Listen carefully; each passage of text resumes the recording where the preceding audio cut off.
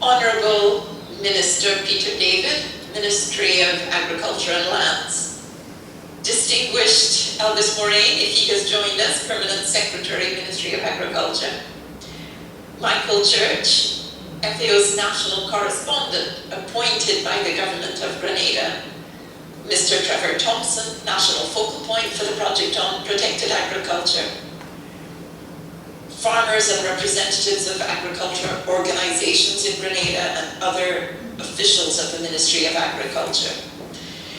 And our technical team, which is a hefty team, led by Melvin Medina Navarro, supported ably by Vaiju Lopez, Vermaran Extavour, Mr. Jervis Rowe, and Waynell Collymore Taylor and Liesl Juman. So we're a big team. Welcome, everyone. We are here this morning for the Inception workshop of this project, which is entitled Innovative Protected Cultivation Systems in the Caribbean. Beginnings are wonderful. Everything is in our hands. But beginnings only have nice endings if we plan well and work hard from the start. There is no time to lose. So, Ministry of Agriculture, farmers, this is your project. It is not FAO's project.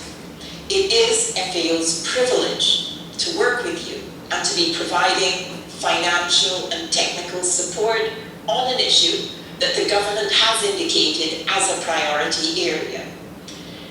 In the midst of the COVID crisis, every single Caribbean country has had an epiphany in relation to the role of agriculture and the need to invest more in creating conditions that will allow people to earn better and earn more in agriculture, and to have regional safeguards for food security. This requires that farmers and agribusinesses are more competitive, making best use of our limited natural resources, and that we are producing sustainably. Unemployment, food insecurity, and poverty have skyrocketed in countries across the Caribbean with COVID.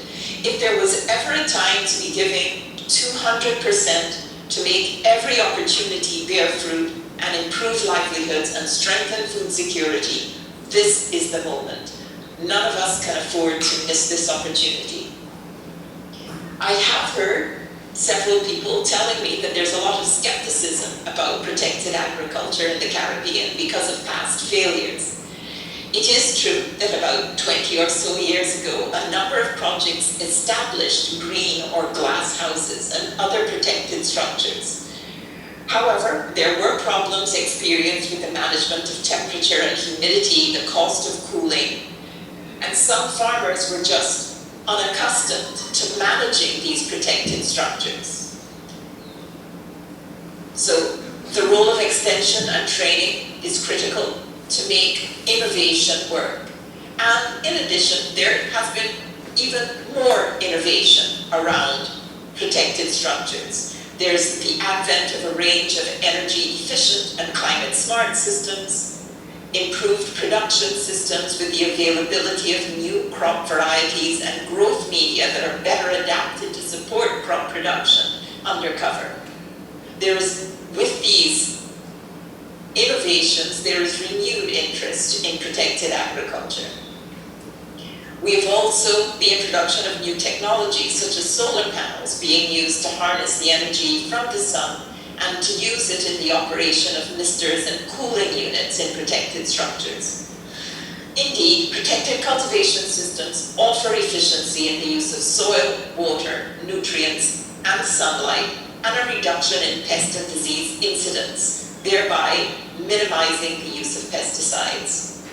But these benefits will only be seen if the protected structures are well managed, and the role of extension is key. The project being launched today is not only about production. It takes a value chain approach to make sure that the business of growing, handling, and marketing food is profitable for farmers and valuable for the community. In today's launch, you will hear more from my colleague, Mr. Medina, on the details of the project, its objectives, outputs, and activities. It's important to highlight that this is not a standalone activity, but it is linked to other value chain projects in Grenada, and the important role of the Ministry of Agriculture officials in ensuring good coordination and creating synergies among these cannot be understated. In closing, I would like to thank the Minister, Hon.Peter David, for taking the time from his busy schedule to be with us this morning. I would like to thank all of you for taking your time to be with us this morning. It demonstrates the importance of the path that we are beginning. I look forward, after hearing Baron's introduction, I look forward to a very interactive and participatory session. We do have the lead technical officer, Mr. Medina, and the international consultant, Mr. Jarvis, who have a lot of experience, some of it in the Caribbean and beyond. So please take this opportunity to ask them any questions that you may have and any doubts that you have. It is, as I've said, your project. We are honored and passionate to be working with you, but it is your project, and without your dedication and commitment throughout implementation, we cannot succeed. And given the state of the Caribbean and the state of the economy, we really cannot contemplate failure. So I'm looking forward to excellent planning and commitment from here on in. Thank you, and do have a very interesting and productive webinar. Friends, I'm elated to address you this morning as we launch a very important initiative of the Food and Agricultural Organization and the Ministry of Agriculture Lands and Forestry. This year has been dubbed the Year of Organization and Production because of the need to better organize our farmers and our production systems to achieve greater productivity and efficiencies and make the sector more sustainable. This project seeks to address an area of focus of the Ministry of Agriculture, that of strengthening our capacity to produce more food using protective agriculture technology. Permit me at this juncture to thank our partners at the FAO for funding this regional initiative, which seeks to build greater capacities in protected agriculture technology here in Grenada and other participating territories. Friends, the agricultural sector in Grenada and other small island developing states is challenged by various issues. Key among these are a reduction of available agricultural lands and increased vulnerability to climate change and weather variability. This is further exacerbated by the limited investment in the sector that has been undercapitalized over the last 2 decades.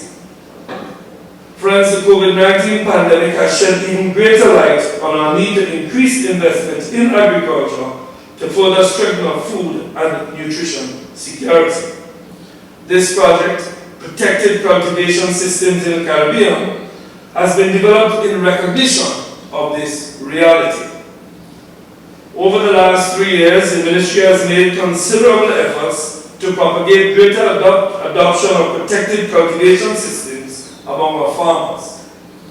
In 2019, we partnered with our friends from the People's Republic of China to procure and establish 15 new shade houses across Grenada.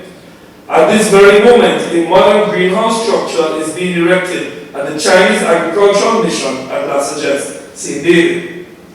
Additionally, the Ministry has procured a significant quantity of high-quality shade netting to support the rehabilitation of 10 protected cultivation structures across the island. An assessment will soon be carried out to ensure that this material is given out to the most suitable persons.